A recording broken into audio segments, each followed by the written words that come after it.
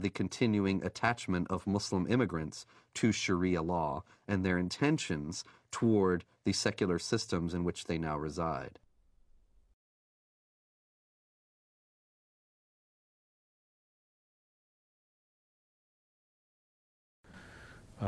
Is that this is not a clash against Islam or Arabs. This is about freedom, not culture. It's about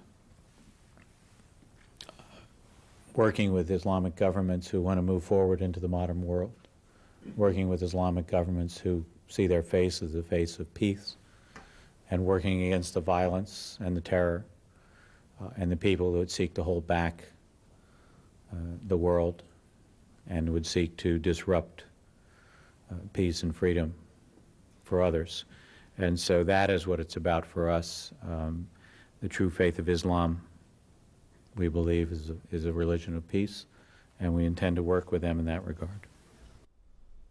The true faith of Islam, we believe, is a religion of peace. Islam has to be known as more than a religion. The idea that Islam is a spiritual religion like, for instance, Christianity, is completely incorrect. It would be incorrect to describe Islam as primarily, let alone solely, a religion.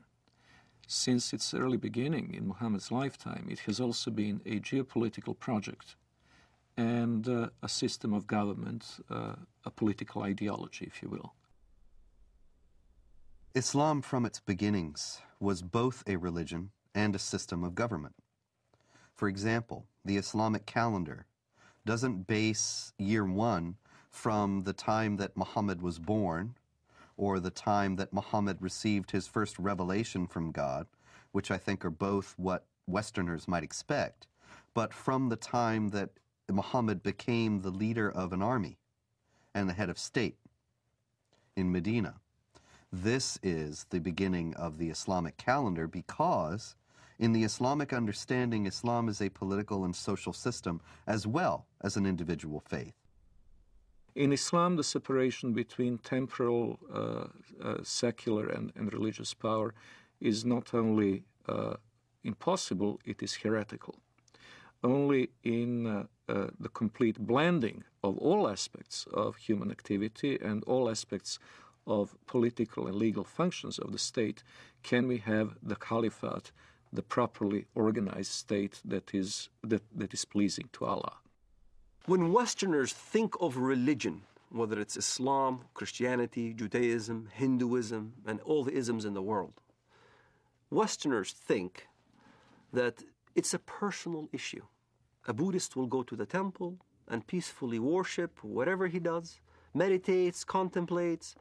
A Jew goes to a synagogue and does his mitzvot, his good deeds. A Muslim goes to the mosque, pays zakat, alms, or go to the pilgrim al-Hajj in Mecca, or a Christian goes to church on Sunday. They think it's a personal issue, that religion is a personal issue. So when they look at Islam, they compare Islam with the way they understand religions, and that's the first mistake. Islam is not a religion for personal use. Islam is Sharia law. Islam is a form of government to the world first, then to a personal application. It is not just how you pray or whether you pray towards Mecca. It's how you dress. You dress in Arab culture. You speak Arabic. You can't go to heaven unless you pray in Arabic. You can't read the Quran in English and expect to get good deeds to go to heaven. You read the Quran in Arabic. It becomes an imperialistic system that everybody now must speak Arabic, think Arabic, practice the religion in Arabic.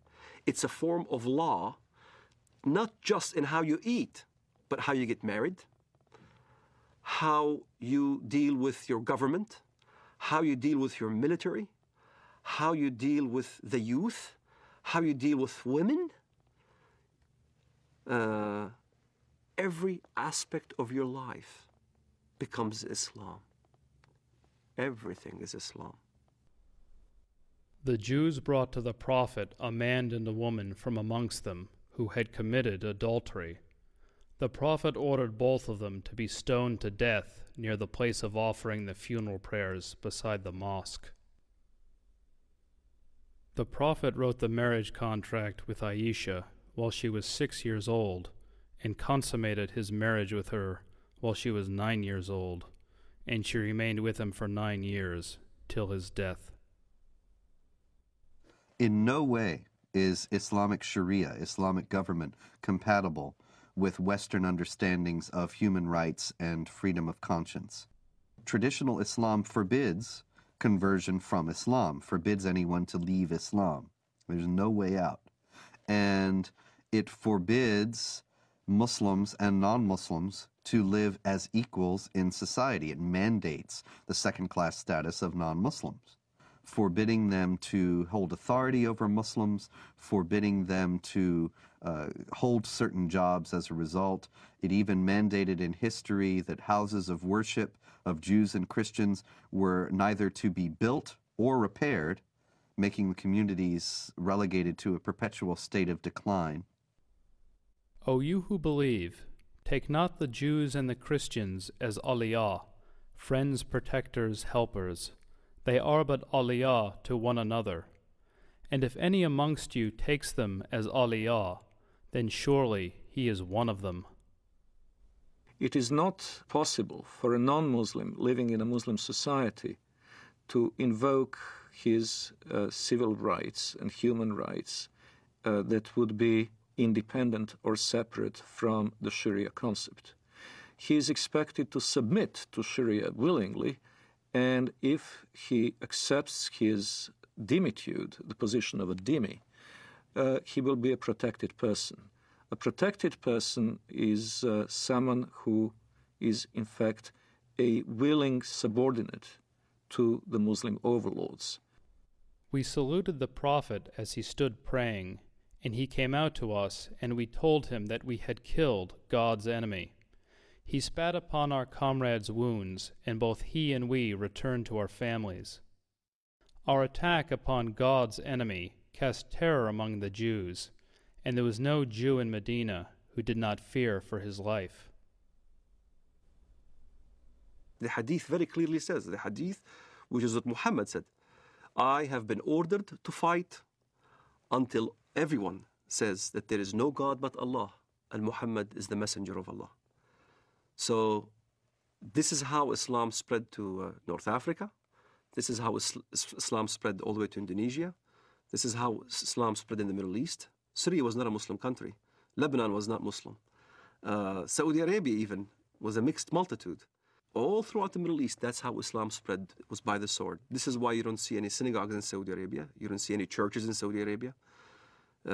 Christianity virtually is non-existent. Even in my village in Bethlehem, Muslims are taken over. There's only 20% left of the Christian population. In Lebanon, Christian Lebanese are moving by the droves. Hezbollah there is very active. Lebanon used to be a Christian nation. Now, all of a sudden, it's being Islamized. So Islam is moving.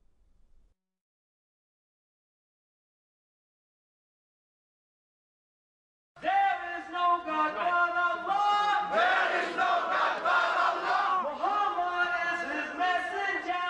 Muhammad is his messenger. La ilaha illallah. La ilaha illallah. Jihad fi sabilillah. Jihad fi sabilillah. Follow the Holy Quran. Follow the Holy Quran. Follow the Holy Quran. Follow the Holy Quran. There is no God but Allah. There is no God but Allah. Muhammad is his messenger. Muhammad is his messenger. Unite Muslims everywhere. Unite Muslims everywhere. Unite Muslims everywhere. Islam is the latest. All right, here we go. Allah. Allahu Akbar.